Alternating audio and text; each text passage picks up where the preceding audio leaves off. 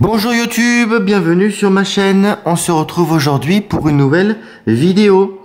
Aujourd'hui, on va conclure en beauté la série sur les revolvers. Voilà, quand je dis conclure en beauté, ne vous inquiétez pas. Des revolvers sur la chaîne, il va encore y en avoir. Vous vous en doutez bien. On va pas s'arrêter en si bon chemin, mais de la petite série de vidéos qui se suivent concernant des revolvers, cette mini-série que j'ai décidé de vous faire, eh bien là, on va conclure en beauté. On va conclure en beauté avec une belle pièce, avec une pièce divine, avec une pièce magnifique. Je pouvais pas conclure, vous imaginez bien, sur une pouillerie. On est bien d'accord. Donc on va conclure sur quelque chose de beau. Et qu'est-ce qu'on a donc dans cette mallette? Parce que j'aurais pu vous le présenter hors de cette petite mallette. Mais c'est quelque chose qui se... C'est une pièce qui se suspense. C'est une pièce qui s'apprécie. On part tout de suite pour la présentation du revolver Colt Diamondback, le Diamondback de chez Colt, tout à fait. À quoi ça ressemble un Colt Diamondback? Eh ben, ça ressemble à ça. Donc là, il est dans une petite mallette.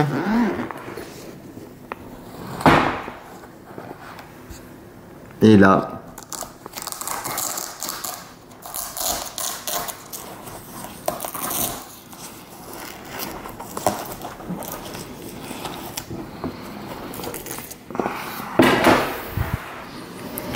voici cette sublime et magnifique pièce. Le sublime revolver Colt Diamondback, je vous demande de lui faire un triomphe. Celui-là, vous lui mettez des likes. Que vous m'aimiez ou que vous m'aimiez pas, c'est pas grave, on s'en bat les couilles. Là, lui là, vous le likez. Obligé. Likez. Voilà.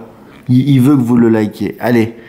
On se retrouve tout de suite pour la petite, on va dire, petite introduction, d'accord? Et puis après, on vous présente cette magnifique beauté.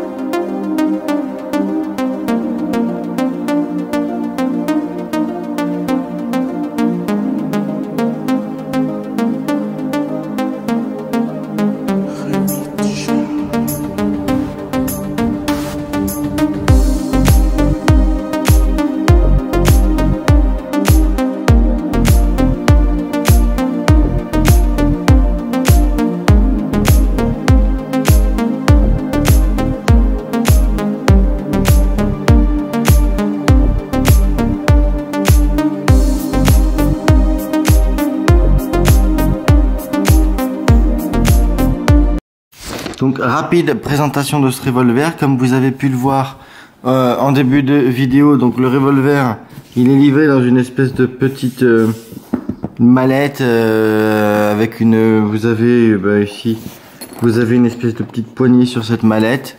C'est du faux cuir, hein, c'est pas du vrai cuir. C'est dommage d'ailleurs, franchement.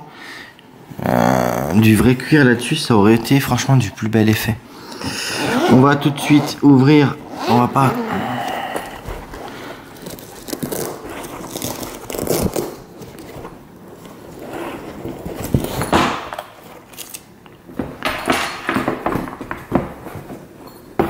Et tac, on va la mettre de côté et on va regarder, si vous le voulez bien, cette magnifique pièce. D'accord? Donc, on est sur un revolver Colt modèle Diamondback.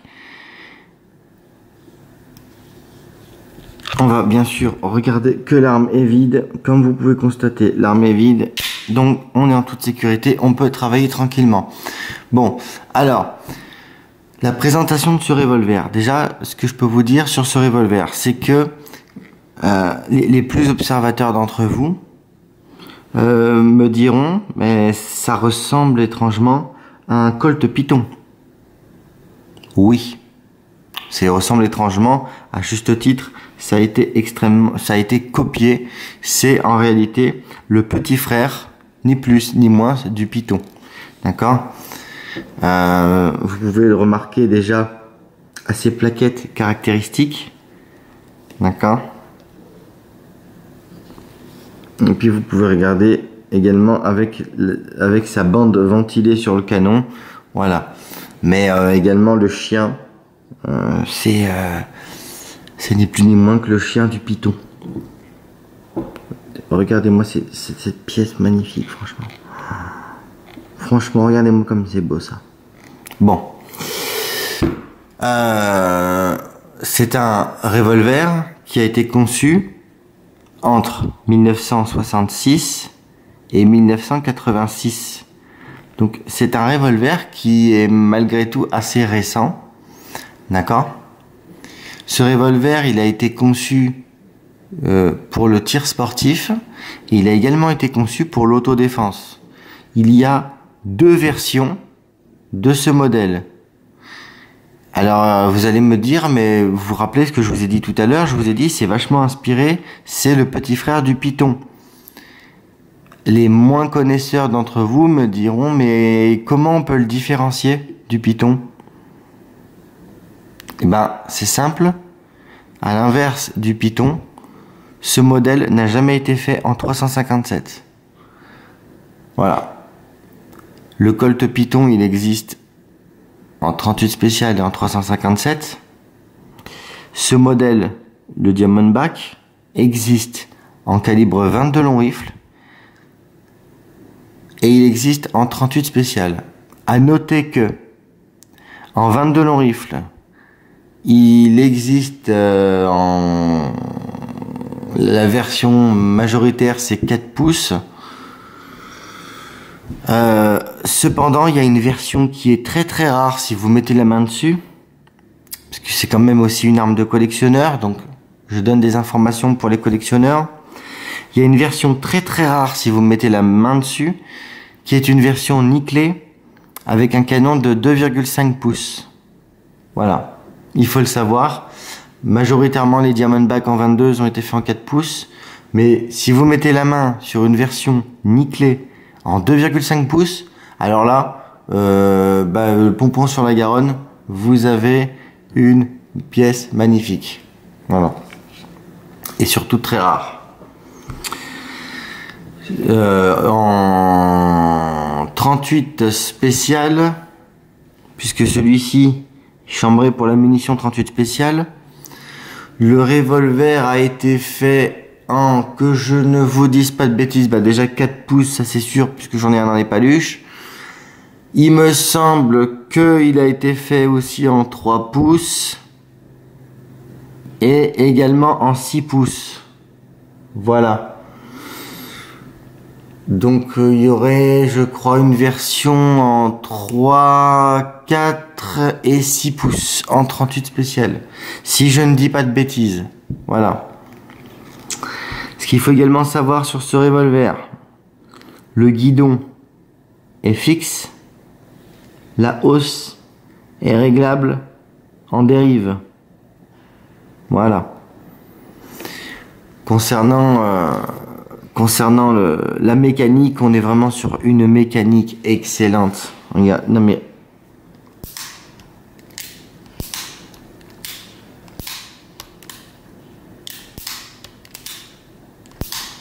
Voilà. Vous avez un jeu. Alors, c'est tout à fait normal et ça, je vais l'expliquer pour les novices. Pour les personnes qui ne connaissent pas, personnes qui viennent d'acheter une arme à feu, qui viennent de prendre une licence de tir, qui viennent de prendre leurs premières autorisations de détention et qui viennent d'acheter un revolver pour la première fois. Ça, c'est quelque chose, il faut qu'on en parle. Alors, j'aurais dû vous en parler avant sur la série des revolvers, mais je vous en parle maintenant, et mieux vaut tard que jamais. Les confrères armuriers, ils vont sourire quand ils vont entendre cette anecdote. Souvent, en boutique, en armurerie, on voit des revolvers arriver en réparation. Les mecs nous ramènent des pétards Et ils disent, mais je comprends pas, mon barillet là il s'ouvre plus. Alors je vais simuler avec celui-ci. Mon barillet là il s'ouvre plus.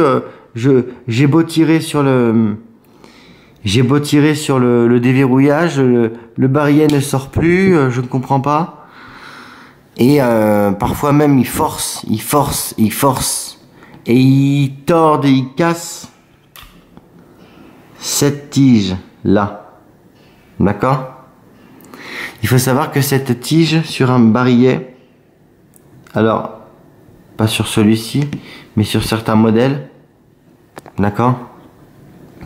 Il faut savoir que la tige ici, elle tourne, d'accord ? Et la tige ici, elle peut se dévisser. Comme je vous l'ai dit, on va le vérifier, attendez, bougez pas. Ouais, c'est bien ce que je pensais. Donc pas sur ce modèle, d'accord ? Pas sur ce modèle. Mais par contre, si vous prenez un Ruger Security 6 ou même je crois mon Manurin MR88 que je vous ai présenté bien au début de cette série, ben, la tige elle tourne. La tige elle tourne, ce qui veut dire que après elle vient s'enfoncer ici. Ce qui veut dire que quand vous avez votre barillet qui est fermé, la tige s'est enfoncée ici. D'accord ? Donc, il faut pas forcer comme un gros débile. Parce que si vous forcez comme un gros débile, bah, vous allez péter la tige, vous allez la tordre ou la péter. Bah, après, faut changer le kit complet. Hein. Voilà, faut tout changer. On va pas se contenter de changer la tige. En vrai, faut... Alors évidemment, si un armurier a une tige... en stock qui traîne dans un de ces tiroirs, il vous changera la tige. Sinon, il faut changer tout l'ensemble. Hein. Voilà. Donc, c'est une précision que je tenais à faire sur les revolvers. C'est une précision générale que je tenais à faire sur les revolvers. Maintenant, je vais repasser à la présentation de ce modèle. Si toutefois vous possédez ce modèle, que vous estimez que la crosse d'origine ne vous plaît pas. Bon, comme vous pouvez constater, c'est exactement la crosse d'un Colt Python. D'accord ? Donc, vous pouvez mettre une pêche-mer de Colt Python. Vous pouvez vous trouver une crosse pêche-mer compatible avec les Colt Python. Vous le montez là-dessus. Et haricot gigot, comme on dit. Sinon, qu'est-ce que je peux vous dire là-dessus ? Je peux vous dire que c'est bâti sur, à l'origine, même si c'est un dérivé très fort du Python, et ben c'est bâti sur une carcasse de Colt police positive spéciale, donc en 38 spécial. Qu'est-ce que je peux vous dire d'autre d'intéressant? Concernant le poids, c'est ça que vous voulez savoir? Et ben concernant le poids, c'est entre 900 grammes et 1,2 kg selon les versions. Selon si on est sur du 4 pouces, du 6 pouces. Sur celui-ci, on est sur du 900 grammes à peu près. Concernant la détente, vous voulez voir? Alors en simple. Oui, bah voilà. Tac, un dur et ça part. Regardez. Tac. Voilà, il n'y a vraiment pas beaucoup à appuyer. Hein.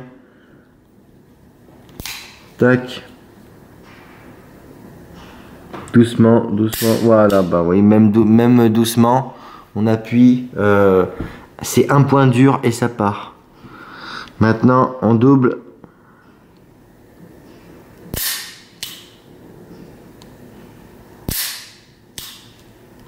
Et je vais même essayer de le faire avec ce doigt. Pourquoi je le fais avec ce doigt? Parce que c'est un doigt faible. Et même en le faisant avec un doigt, j'ai percuté avec ce doigt. Hein. C'est a priori pas celui avec lequel on percute, on presse une détente. Ben, même avec un doigt faible, c'est super léger.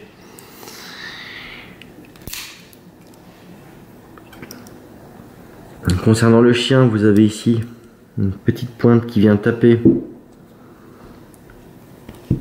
Ah oui, c'est vrai que je peux vous montrer. Attendez.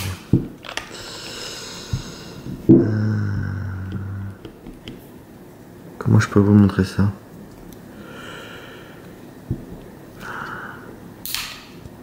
Ouais.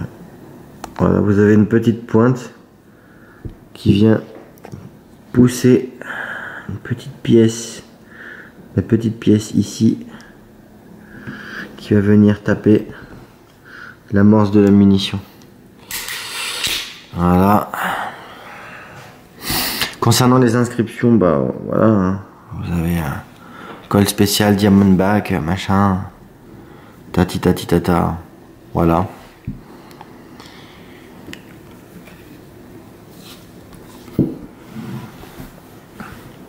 Voilà ce que je pouvais vous dire sur le magnifique Colt Diamondback. Alors concernant les prix, ben, concernant les prix, c'est pas que je sois mal à l'aise de vous parler de prix. En fait, c'est pas que je sois mal à l'aise de vous parler de prix sur YouTube, je m'en bats les couilles, mais d'une force intersidérale. Le truc, c'est que sur de l'occasion, on n'a pas de prix. On n'a pas de prix et on est sur quelque chose de grande valeur. Moi, par exemple, pour vous dire très sincèrement, ce revolver, à la base, je l'avais pris pour moi. Je l'ai pris pour moi parce que j'ai eu un coup de cœur. D'accord? La réalité, c'est que je vais le revendre. Pourquoi? Parce que c'est quelque chose de valeur. Et que, à titre personnel, et ça c'est mon choix personnel, d'accord? Moi, j'ai pris la décision de ne pas avoir d'armes de catégorie B de valeur. Je ne veux pas de catégorie B qui ont de la valeur. Donc, à contre-cœur, je vous parlais franchement, à contre-cœur, je vais le revendre. Je l'ai acheté parce que c'était sympa à présenter, et puis parce que aussi je vais pouvoir faire une plus-value dessus. Je vais pas, voilà, on va pas se le cacher, on va pas faire les gauchos, hein. Mais sinon, globalement, je vais le revendre. Je vais le revendre parce que je ne veux pas avoir de pièces en catégorie B qui ont de la valeur. Mais ça, c'est un choix personnel. Voilà, ça n'engage que moi, si vous voulez. J'ai même pas, voilà, j'ai même pas à en expliquer les raisons. C'est personnel. Voilà ce que je peux vous dire sur ce modèle. Alors au niveau des prix, franchement, je vais vous dire sincèrement, si vous le trouvez à 1500 balles est un bon prix pour ça. Vous pouvez le trouver moins cher. Voilà. Vous pouvez le trouver moins cher. 1500 balles est un prix. Alors, c'est un prix correct. Le problème des prix en catégorie B, c'est que si demain tu es obligé de te dessaisir de ton arme et que tu la vends 350 €, 400 €, bah c'est un bon prix pour celui qui achète, on est d'accord. C'est mieux de payer 450 balles que 1500. Bah c'est pas un bon prix pour le vendeur. Voilà. Compte tenu de l'inflation, compte tenu de la cote de cette arme, moi je vous parlerai simplement de la cote de l'arme. 1500 balles, c'est un prix honnête pour le client et aussi pour le vendeur, parce qu'on parle toujours du prix pour le client, mais on ne parle pas du prix pour le vendeur. Et c'est d'ailleurs pour ça que je le vends. On ne sait jamais. Si demain je suis contraint de le vendre, imaginons que je dois m'en dessaisir, que je dois le vendre 150 €. Et ce genre de choses à 150 balles, j'en ai déjà vu dans des armureries. Vous imaginez bien que c'est que le mec, il a pas le choix. Voilà. Donc c'est un très bon prix pour le client, mais c'est très malhonnête pour le vendeur. Donc au niveau de la cote, pour cette arme, ça c'est 1500 balles. Voilà, c'est 1500. C'est un prix honnête pour le vendeur. Alors vous allez dire, ouais, pour le client c'est cher. Oui, bah écoute, quand tu veux une Mercedes, quand tu veux rouler en Merco, mon pote, tu payes le prix de la Merco, hein. Voilà, si tu veux payer le prix d'une Twingo, tu roules en Twingo. Voilà. C'est mon point de vue. J'espère que cette arme vous aura plu. J'espère sincèrement qu'on aura pu clôturer en beauté la série sur les revolvers. Je vous rassure, c'est pas terminé. Des revolvers, vous en aurez d'autres sur la chaîne, mais on va passer à d'autres sujets. On va vous parler d'autres petites choses quand même. Voilà. Donc des revolvers, il y en aura encore sur la chaîne, mais là, cette petite série, vous comprenez bien qu'il fallait que je la clôture en beauté. Voilà. Donc lui, là, vous lui mettez un like, ok? Vous lui mettez un référencement. Voilà. J'espère que cette vidéo vous aura plu. Et quant à nous, on se dit à la prochaine pour une nouvelle vidéo. Et selon la formule consacrée, bonne semaine. Et bien sûr, bon tir.